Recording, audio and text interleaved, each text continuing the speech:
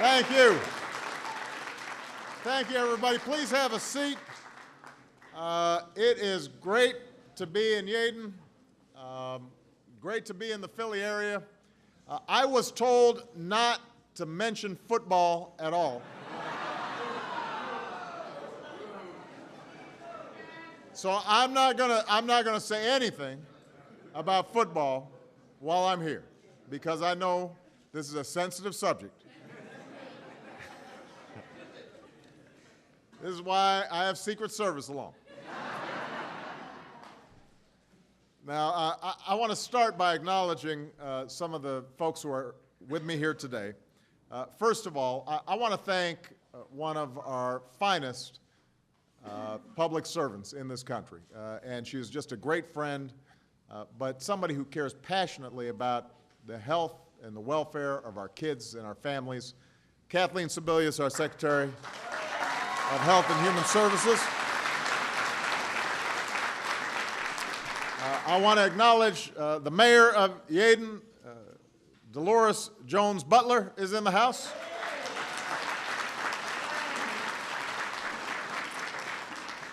Two of my favorite members of Congress, Shaka Fattah and Bob Brady.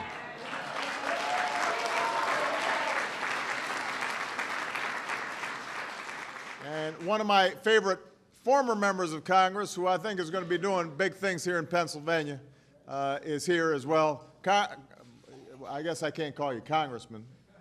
Huh? That's all right? The Congressman Murphy.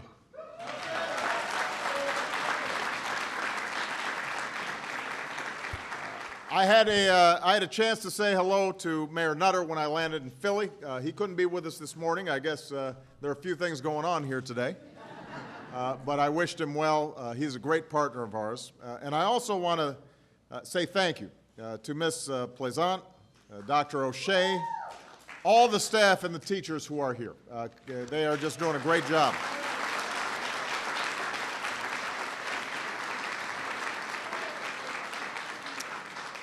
I had a chance to visit one of the classrooms here, and I have to say it got me a little choked up.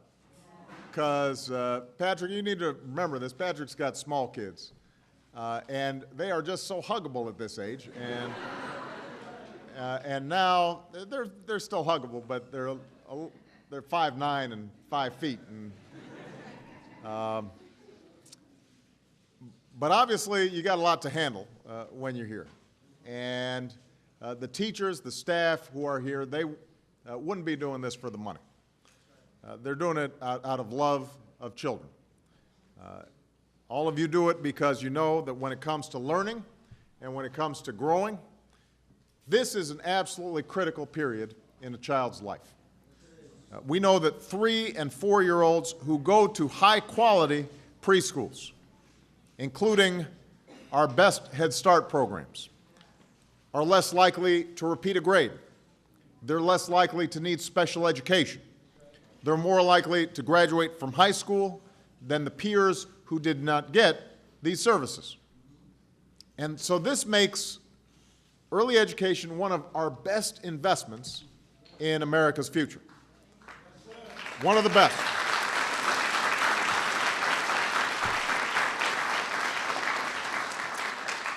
Right out of the gate, it helps prepare our kids for a competition that's never been tougher. A competition for good, middle-class, well-paying jobs. And we're competing now with countries like China and South Korea and Europe, all of which are serious about educating their children. So at a time when a company is able to move anywhere they want in the world, and a lot of times will make the decision based on where they can find the most highly skilled workforce, it is absolutely imperative that we make sure that the United States is the place where we've got the best trained, best educated young people. That is a priority.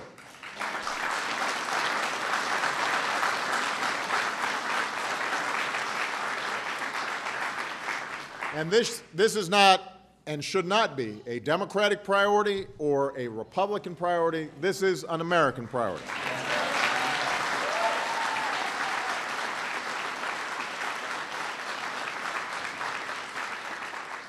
It's an economic imperative. Our future depends on it.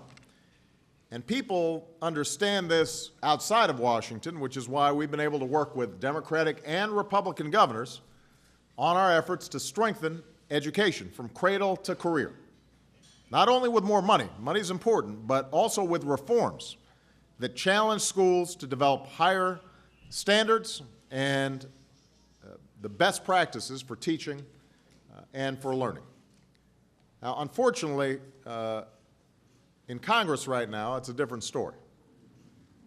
The Republicans in Washington have been trying to gut our investments in education. Earlier this year, nearly every Republican in the House voted for a budget that would have cut hundreds of thousands of children from Head Start. They've tried to cut Pell Grants for college students. They just voted against a jobs bill that would have put 400,000 teachers back in the classroom. Their argument is that we don't have the money. And what I've said is we can make these investments in our children without adding to the deficit simply by asking people who make more than $1 million a year to pay a little more in taxes. Not right now, but starting in 2013. It's the right thing to do for our kids. It's the right thing to do for our country. But so far, they've said no. It's not just on issues, by the way, that cost money. So far, Congress has failed to move on fixing No Child Left Behind, despite the fact that we've shown them bipartisan reforms that are working in states right now, reforms that are praised not only by Democrats but also by Republicans. So after trying for months to work with Congress on education, we decided to take matters into our own hands. Because our future is at stake. Our children deserve action. And we can't wait for Congress any longer. We can't wait to make sure that our schools give every child the chance to compete with young people from around the world. So in September, I announced that if states exceed the high standards set by No Child Left Behind, then they've got the flexibility to build on the reforms that they've already made. We can't wait to help more young people get to college. So 2 weeks ago, I announced changes that will lower student loan payments by hundreds of dollars a month for around 1.6 million Americans.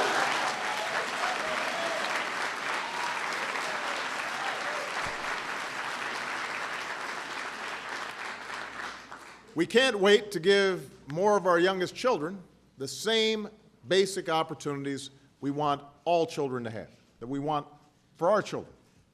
And that's why today I'm announcing a new rule that will improve the quality of Head Start programs around the country. Now,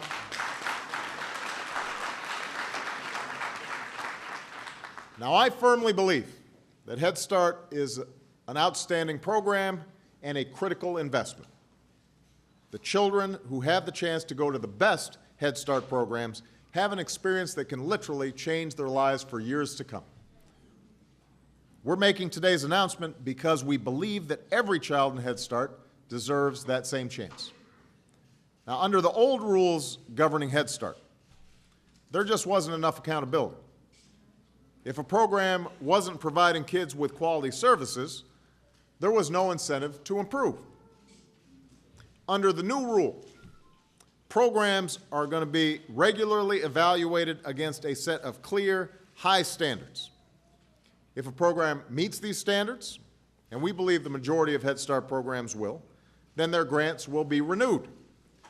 But if a program isn't giving children the support they need to be ready for school, if classrooms are unsafe, if finances aren't in order, if kids aren't learning what they need to learn, then other organizations will be able to compete for that grant.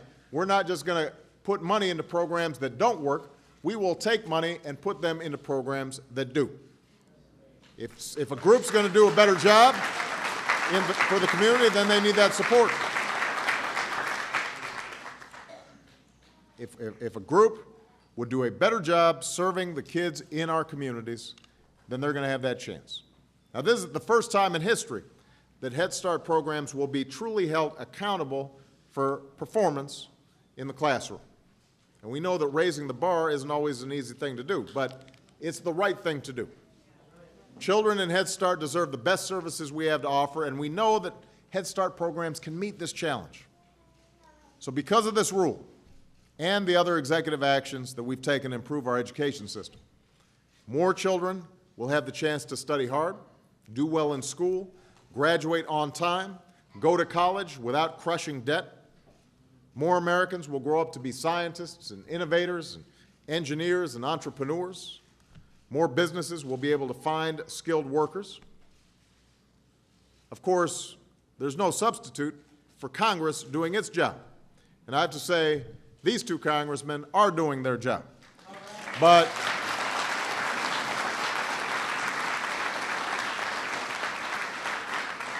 they need some help. Congress still needs to fix No Child Left Behind. Congress still needs to put teachers back in the classroom where they belong.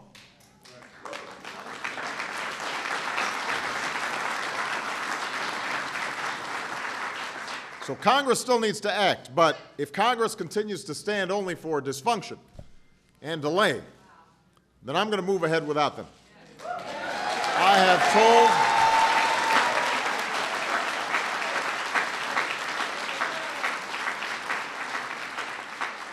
I've told my administration, I want you to keep on looking for actions that we can take without Congress. Steps that can save consumers money, make government more efficient and responsive, help heal the economy, improve our education system, improve our health care system. We want to work with Congress, but we're not going to wait. And I think this is the right thing to do, not just as a president, but I think this is the right thing to do as a parent. Because I know there's some things I cannot guarantee my kids, but I can make sure, I can do my best to make certain that they get a chance to succeed or fail on their own merits, just like I did. I can do everything in my power to ensure that their children grow up in a country where anything is possible, as long as you're willing to work for it.